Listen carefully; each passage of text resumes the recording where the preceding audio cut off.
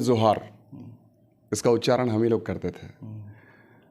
और मुख्यमंत्री जी आज वो खतियानी जोहार बोलना सीख गए हैं। पहले वाले लोग हैं, उनको वो ये नहीं पता है कि हमारी किस नीति के तहत हमारी नौकरियां कल को सुनिश्चित होनी है, कैसे सुरक्षित होनी है। जिस दिन पता चल जाएगा तो हेमंत जी को जिस तरीके से लोगों ने अति उत्साह के साथ में स्वागत किया था उसकी नीतियों का, नीति जो उन्होंने विधानसभा में लेकर आई थी, उसी जोशो खरोश के साथ उसे धक्का मारने का काम करेंगे। नमस्कार, मैं हूं रंजीत कुमार और आज मेरे साथ है सिल्ली के पूर्व विधायक अमित कुमार महतो। अमित जी, आपने तो खतियान के नाम से पार्टी बनाई, आंदोलन को आगे बढ़ाया। अब मुख्यमंत्री जो हैं खतियान आभार यात्रा निकाल रहे हैं। आभार यात्रा उनकी आरंभ हो चुकी है, लेकिन क्या जो 1932 आधारित स्थानीय नीति की मांग थी वह क्या राज्य के लोगों को मिल चुका है?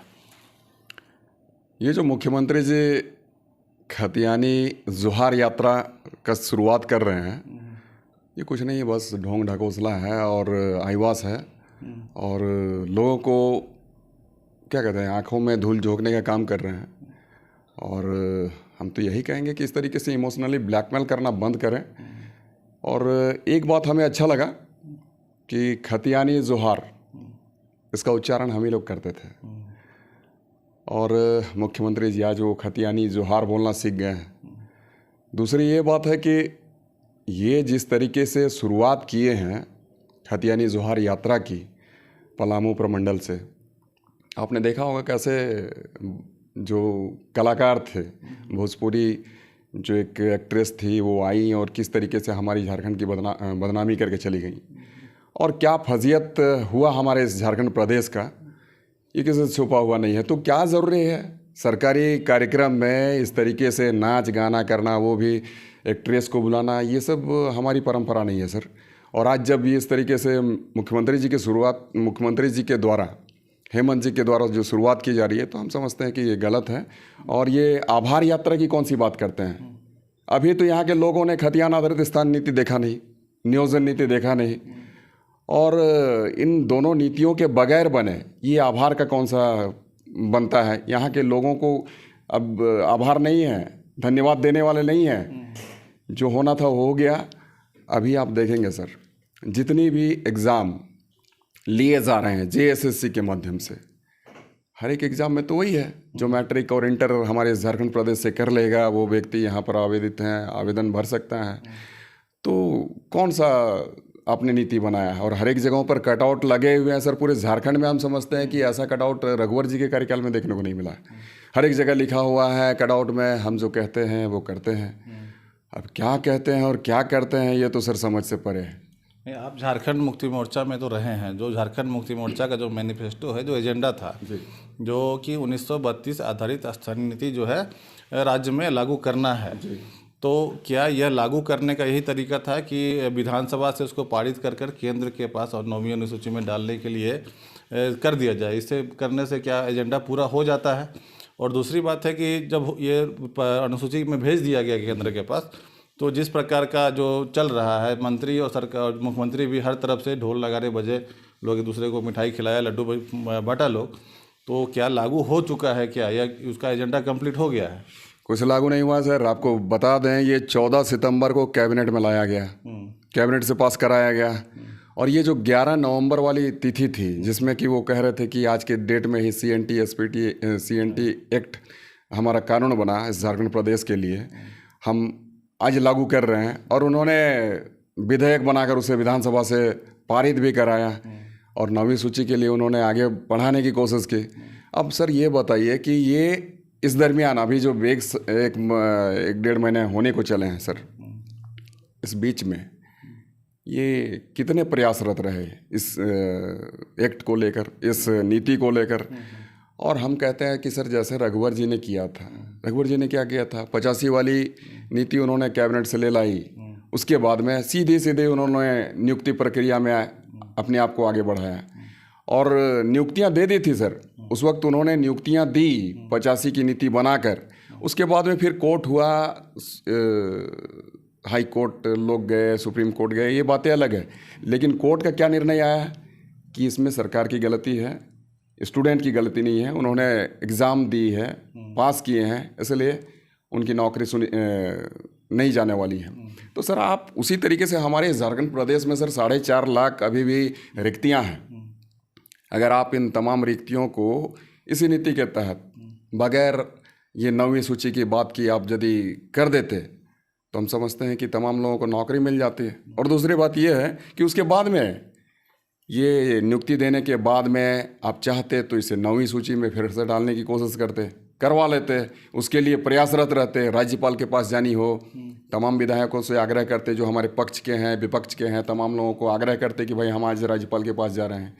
और उस प्रोसेस से आगे बढ़ने के बाद अगर राष्ट्रपति के पास जाना होता, फिर से आग्रह करते तमाम विधायकों को जो हमारे 81 विधानसभा के विधायक हैं कि भाई हम लोग राष्ट्रपति के यहाँ जनहित के मुद्दे पर हम जाना चाहते हैं, बेहतर नीति के लिए जाना चाहते हैं, आपसे निवेदन करना चाहते हैं। तो सारे लोग जाते हैं और हम समझते हैं कि सर ये नीति भी अगर 9वीं सूची में डालने की बात होती है तो 9वीं सूची में निश्चित रूप में डाली जाती और हमारे यहाँ बेहतर नीति। हम कहते हैं कि सर जैसे रघुवर जी ने किया था, रघुवर जी ने क्या किया था, 85 वाली नीति उन्होंने कैबिनेट से ले लाई, उसके बाद में सीधे उन्होंने नियुक्ति प्रक्रिया में अपने आप को आगे बढ़ाया और नियुक्तियां दे दी थी सर। उस वक्त उन्होंने नियुक्तियां दी 85 की नीति बनाकर। उसके बाद में फिर कोर्ट हुआ, हाई कोर्ट लोग गए, सुप्रीम कोर्ट गए, ये बातें अलग है। लेकिन कोर्ट का क्या निर्णय आया कि इसमें सरकार की गलती है, स्टूडेंट की गलती नहीं है, उन्होंने एग्ज़ाम दी है, पास किए हैं, इसलिए उनकी नौकरी नहीं जाने वाली है। तो सर आप उसी तरीके से हमारे झारखंड प्रदेश में सर 4.5 लाख अभी भी रिक्तियां हैं। अगर आप इन तमाम रिक्तियों को इसी नीति के तहत बगैर ये 9वीं सूची की बात की आप यदि कर देते तो हम समझते हैं कि तमाम लोगों को नौकरी मिल जाती है। और दूसरी बात ये है कि उसके बाद में ये नियुक्ति देने के बाद में आप चाहते तो इसे 9वीं सूची में फिर से डालने की कोशिश करते, करवा लेते, उसके लिए प्रयासरत रहते, राज्यपाल के पास जानी हो, तमाम विधायकों से आग्रह करते जो हमारे पक्ष के हैं विपक्ष के हैं, तमाम लोगों को आग्रह करते कि भाई हम आज राज्यपाल के पास जा रहे हैं। और उस प्रोसेस से आगे बढ़ने के बाद अगर राष्ट्रपति के पास जाना होता, फिर से आग्रह करते तमाम विधायकों को जो हमारे 81 विधानसभा के विधायक हैं कि भाई हम लोग राष्ट्रपति के यहाँ जनहित के मुद्दे पर हम जाना चाहते हैं, बेहतर नीति के लिए जाना चाहते हैं, आपसे निवेदन करना चाहते हैं। तो सारे लोग जाते हैं और हम समझते हैं कि सर ये नीति भी अगर 9वीं सूची में डालने की बात होती है तो 9वीं सूची में निश्चित रूप में डाली जाती और हमारे यहाँ बेहतर नीति देखने को मिलता, हमारे यहाँ की युवक युवतियों को रोज़गार मिल जाता। 9वीं अनुसूची में जो डालने की बात है तो जो सरकार के जो घटक दल हैं और उसके जो नेता जो लोग भी हैं, विधायक या जो भी अन्य पदाधिकारी जो पार्टी के हैं, जेएमएम कांग्रेस के, आरजेडी के, तो कह रहे हैं कि अब तो हम लोग अपना काम कर दिए हैं। अब जो बीजेपी के जो सांसद हैं, बीजेपी आजसू के यहाँ 12 सांसद हैं यहाँ से, तो अब उनका काम है कि केंद्र सरकार को उस पर दबाव डाले कि अब उसको 9वीं अनुसूची में डाले। मेरा काम जो है वो अब कंप्लीट हो गया, अब हमको कुछ करना नहीं है। तो क्या यह शुद्ध मतलब राजनीति है, जनहित के मुद्दे को छोड़ के अब ये यहाँ राजनीति क्या काम हो रहा है? ये तो सर चाहते ही नहीं थे कभी हेमंत जी कि सीधे सीधे लोगों को नियुक्ति मिल जाए हमारे यहाँ के झारखंडियों को। इसलिए तो हमने कहा सर ये आंख में धूल झोंकने का काम कर रहे हैं, इनकी कोई मंशा स्पष्ट नहीं है और सही मंशा नहीं है। और ये अपने आप को ये कहकर अपने आप को पीछे ला रहे हैं कि हमने कर दिया, अब जो भी करना है केंद्र सरकार को करना है, बीजेपी वालों को करना है। तो ये कोई मतलब नहीं है सर। आप हमारे इस प्रदेश के मुखिया हैं, इस प्रदेश के गार्जियन हैं और आपका इस तरीके से लोगों के साथ छल करना शोभा नहीं देता, लोगों के साथ छल करना शोभा नहीं देता। इसलिए हम तो यही कहेंगे कि ये पूरी तरीके से राजनीति से प्रेरित है, पूरी तरीके से गलत प्रवृत्ति जो रखे हुए हैं या मनसा पाल रहे हैं हेमंत जी, तो ये हमारे झारखंडी हित में नहीं है। विधानसभा से जो पारित होने के बाद जो पब्लिक की तरफ से भी जो रिस्पॉन्स आया, सरकार के द्वारा जो प्रचारित किया गया, बड़े बड़े होर्डिंग लगे यहाँ पर, रांची में भी लगा और अभी मैं कुछ दिन पहले जब गया था उधर जगन्नाथ महतो के क्षेत्र में, तो उनका भी बड़ा बड़ा होर्डिंग लगा हुआ है उनकी तरफ कि हम अपना काम जो है 1932 वाला आप कर दिए हैं।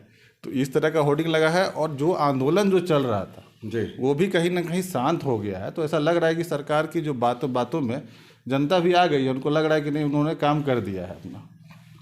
सर आ नहीं गई है, चूँकि प्रचार प्रसार जिस दिन बेहतर तरीके से हो जाएगा, लोगों में कम्युनिकेशन जो है वो कम्युनिकेट यदि बेहतर हो जाएंगे तो हमको लगता है कि हेमंत जी को हर आदमी थू थू कहेगा, जिस तरीके से इन्होंने किया है काम।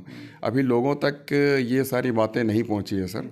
अभी जो गांव के भोले वाले लोग हैं उनको वो ये नहीं पता है कि हमारी किस नीति के तहत हमारी नौकरियां कल को सुनिश्चित होनी है, कैसे सुरक्षित होनी है। जिस दिन पता चल जाएगा तो हेमंत जी को जिस तरीके से लोगों ने अति उत्साह के साथ में स्वागत किया था उसकी नीतियों का, नीति जो उन्होंने विधानसभा में लेकर आई थी, उसी जोशो खरोश के साथ उसे धक्का मारने का काम करेंगे आज जो सत्ता में बैठे हुए हैं, सत्तासीन हैं। अमित महतो अब क्या करेंगे, आपका कदम क्या होगा? सर हमारी लड़ाई बिल्कुल खतियानी की लड़ाई है और झारखंडी के लिए है। अब तो इसी बात को लेकर हम लोगों ने पार्टी बना रखा है, खतियानी झारखंडी पार्टी। तो हम बिल्कुल चाहेंगे सर कि खतियानियों को अधिकार मिले, हमारे तमाम झारखंडियों को अधिकार मिले, नौकरी सुनिश्चित हो यहाँ के युवक युवतियों के लिए। और इसके लिए जो हमारी लड़ाई सर हमने शुरुआत की है, तो इस लड़ाई को निरंतर जारी रखेंगे सर जब तक शरीर में हमारे जान है। निसंदेह कोई डाउट नहीं है कि हम पीछे हटने वाले हैं, ना हम रुकेंगे ना हम झुकेंगे। ठीक है सर, बात करने के लिए बहुत बहुत धन्यवाद जी, बहुत बहुत धन्यवाद। और आप तमाम लोगों को भी मेरा खतियानी जोहर।